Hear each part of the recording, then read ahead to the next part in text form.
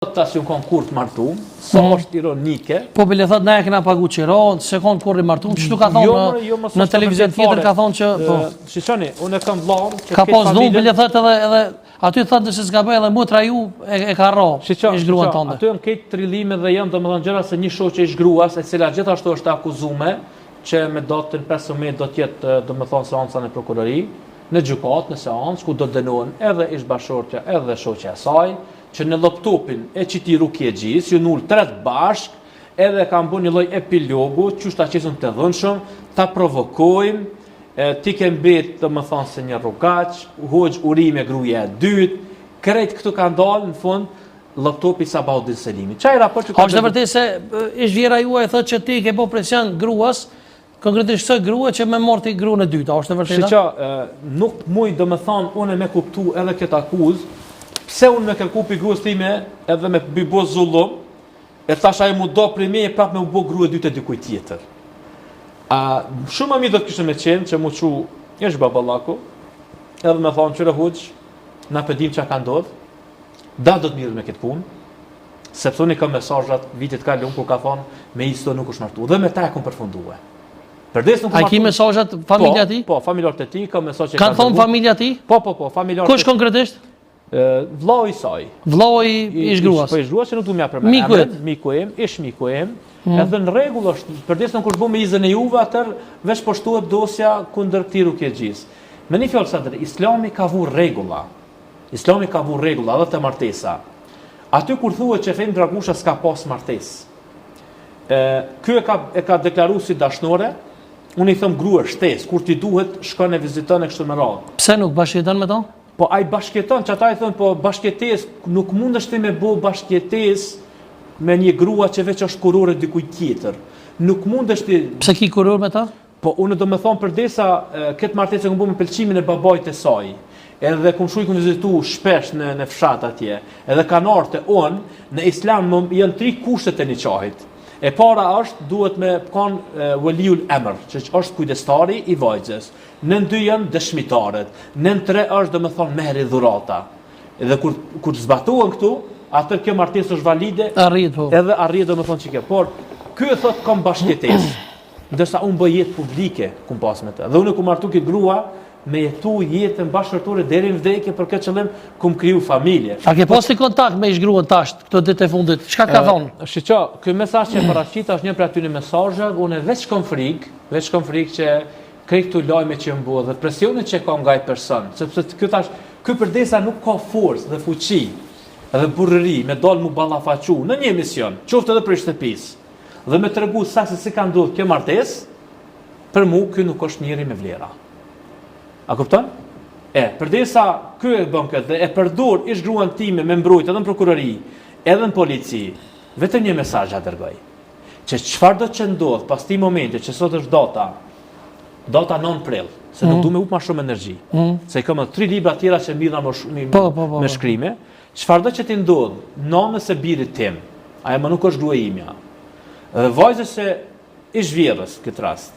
Përgjegjës është ky person. Pse po thotë që ka mundësi mi ndodhë diçka? Ka mundësi mi ndodhë, se përderisa ky ka arrit domethënë me çka pa aludon, domethënë vetvrasje. Po faktikisht ky i përket një rrjeti shumë të rrezikshëm.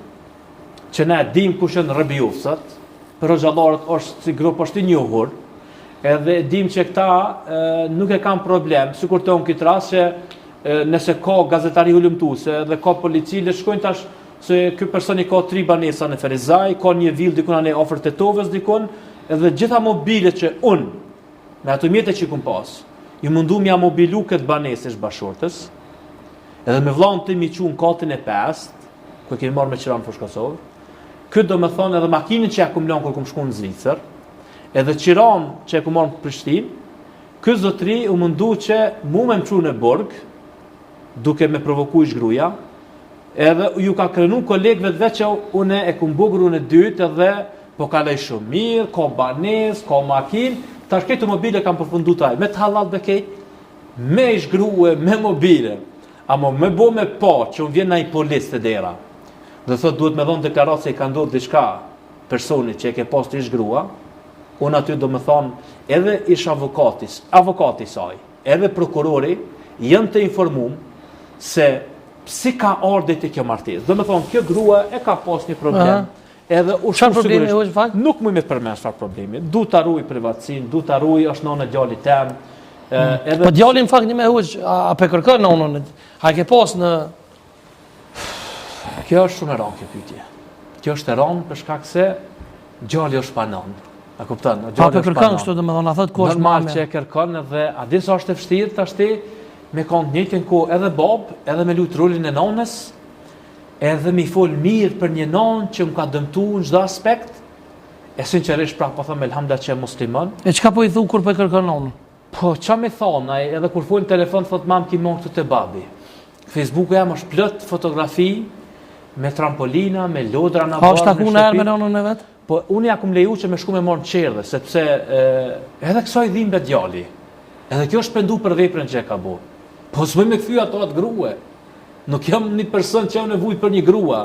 Unë po du me ngrit vetdijen të popullit jonë shqiptar se këta njerë që ke shpërdorin institucionin dhe përfundojnë në një martesë duke mos i studiu pasojat që në të pariparushme, vallallai po betohem, po mos të isha musliman, unë do ta krysha aktin shumë shpejt. Do ta vresja. Po them sinqerisht. Kto le ta dëgjojnë gjithë. Po fatmirësisht që jam musliman, jam i udhëzuar, nuk du ta shkatroj familjen, jam koni detyruar nga vet ai ndërgjegjja ime që ky person le del në media, sepse nuk ka pranuar deri me tani s'po më thonë fal. Po ka dalë të një komunikat dhe ka thonë që ky ka bërë dhunë. Po ku e ditë ti që ku bën dhunë? Domethënë ti paskor me ma përcjell gjendjen time në shtëpi? Prandaj ky gjithçka mund me ka. Huaj asesi. Po a ki domethënë kështu a ke pas kontakte me nai kanë domethënë ai bashkëtar aty ku është ai huaj domethënë fshatin Drovesh. Kështu që unë domethënë jo që kum pas, po kanë njerëz që më kanë shkruar.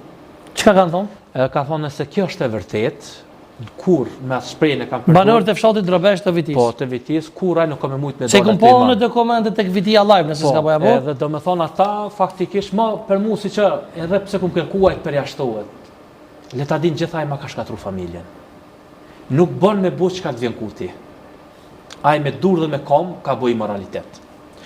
Këta në thuj za hoxhallart, grupi tina që më shkruajnë dhe mallkojnë dhe nënçmojnë se e ke një lloj titullin e hoxhës, unë jo. Unë kam kokën për pjet, se po e mbroj moralin tem dhe nderin tem.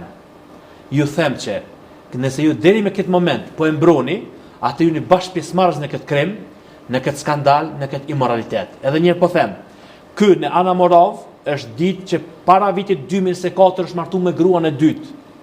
E unë pju them që deri në tetor 2023 Sfejm Dragusha ka jetu bashkë me këtë grua. Edhe i kam jetu bashkë me ata 2 fëmijë nga martesa e parë dhe më ka lind një fëmijë.